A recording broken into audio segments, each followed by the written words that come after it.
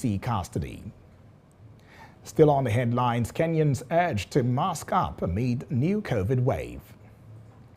Also on the headlines, Platinum Jubilee celebrations begins Queen Elizabeth. And on sports, Rudiger joins Real Madrid from Chelsea on free transfer. And now the news in detail. The suspended Accountant General of the Federation, that is Ahmed Idris, has been released by the Economic and Financial Crimes Commission, that is the EFCC, after he was arrested for his alleged involvement in a 174 billion naira fraud. Idris was released on bail from the custody of the anti-graft agency on Wednesday night in Abuja and has since been reunited with his family. According to reports, Idris was nabbed by operatives of the EFCC on May 16, 2022, in connection with a series of frauds that was initially thought to be 84 billion naira. 3 days after his arrest, Idris was suspended by the Minister of Finance, Budget and National Planning, Zainab Ahmed, to enable him to face his probe. Sources within the EFCC also mentioned that the acting AGF, Aman Anamokwe Nwabuku, who was appointed after Ahmed Idris's suspension, is also under surveillance concerning accusations of financial impropriety. The allegations against him include overpayment to himself while serving in previous ministries and agencies.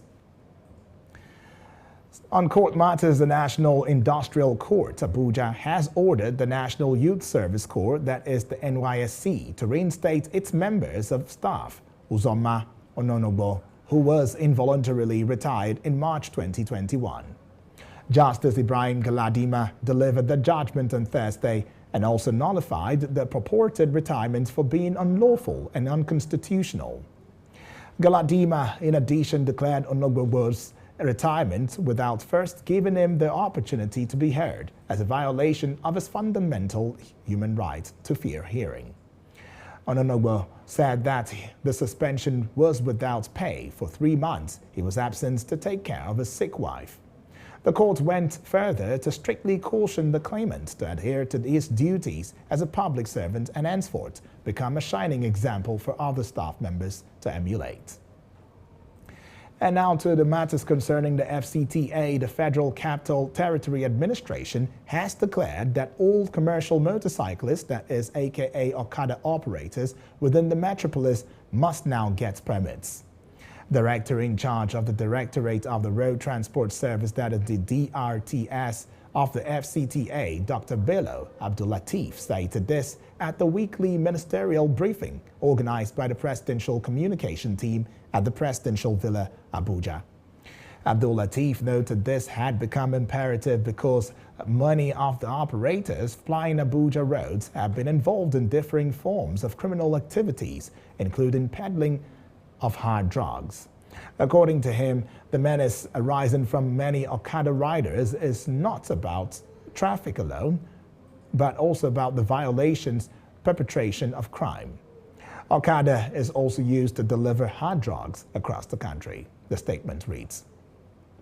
The Minister of Federal Capital Territory, Mohammed Bello, on Thursday in Abuja said anyone who requests bail for arrested criminals only to release them back into the society should be apprehended.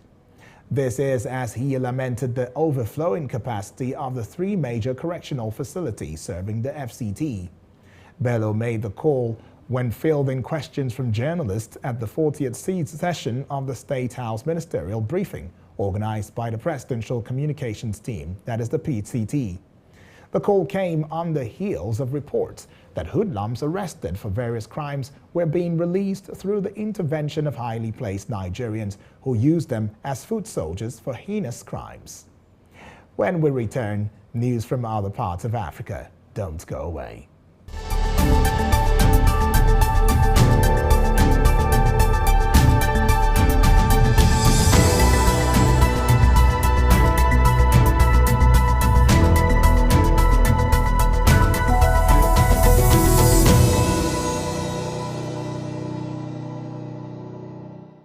Glad to have you back. Welcome and thank you for staying with us. Kenyans have been urged to wear their masks as the country readies itself for a potential new wave of COVID-19 infections. According to Dr. Francis Curia, the Director of Public Health at the Ministry of Health, the positivity rate has been on a rise since start of May, hitting a high of 5.6% and averaging at 3.3% weekly.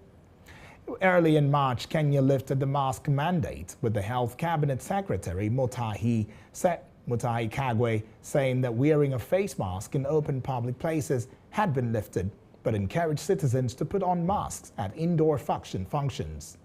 He also announced that full in-person worship for vaccinated persons had been restored. In its 15th advisory, the Eminent Committee of the Lake Region Economic Bloc, that is the LREB, said the next COVID-19 wave will begin at the end of April, reach its peak around May 17 and decline after June 2. The panel said the wave will take about 40 days and is likely to be milder than the previous ones. Away from Kenya to South Africa, a former senior official of South Africa has filed an official complaint of kidnapping and corruption against President Cyril Ramaphosa. In his complaint filed on Wednesday, June 2, Arthur Fraser, a former South African intelligence chief, alleged that Ramaphosa had abducted and interrogated burglars who stumbled across 3.8 million euros hidden in one of his properties before buying their silence. Fraser claimed that the burglary took place on February 9, 2020, and that the president concealed the crime from the police and tax authorities and then paid the culprits for their silence. Fraser accuses Ramaphosa of obstructing justice and organizing the abduction of the suspects, their interrogation on his property, and their bribery. He said he had provided the police with evidence to support his complaint: photos, bank accounts, names, and videos. His lawyer, Eric Mabuza, confirmed to newsmen that the complaint was filed at the Johannesburg police station on Wednesday. Hundreds of people hit the streets of Democratic Republic of Congo's capital and the eastern city of Bukavu Wednesday. They marched against Rwanda's alleged meddling in the country's affairs. Relations between the neighbors have long been tense. They reached a new low, with the DRC accusing Rwanda of backing a rebel group spreading terror in the east.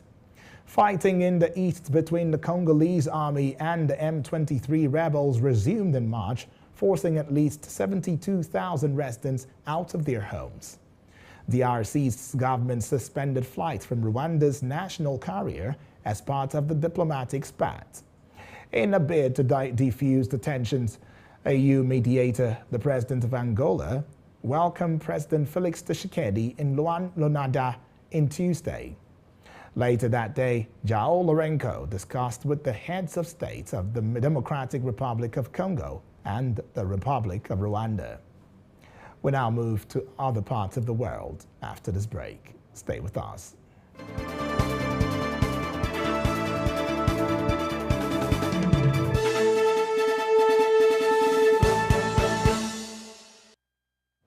Always a delight to have you back.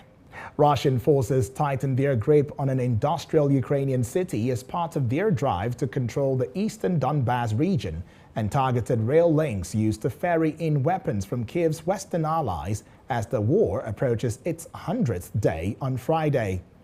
Russia accused the United States of adding fuel to the fire after President Joe Biden announced a $700 million weapons package for Kiev that will include advanced rocket systems with a range of up to 80 kilometers, that is 50 miles.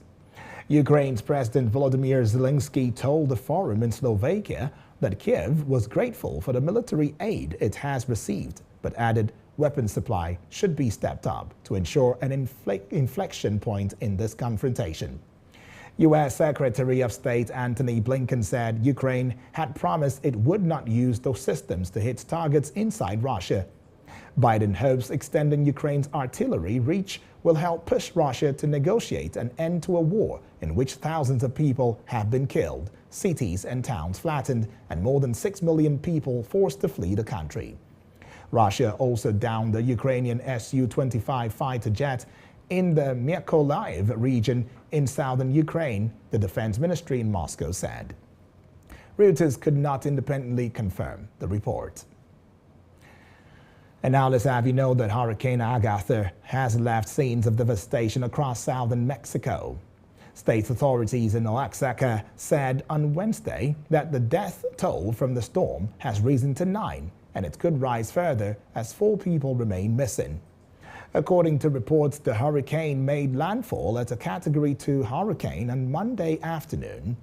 Packing winds of 105 miles per hour, it touched down near the beach town of Puerto Angel.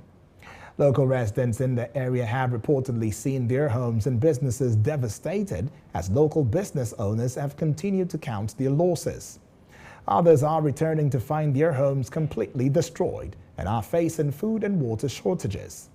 There's also a lack of fuel, electricity, and telecommunication services. Some tourists are stranded and made this known to correspondents.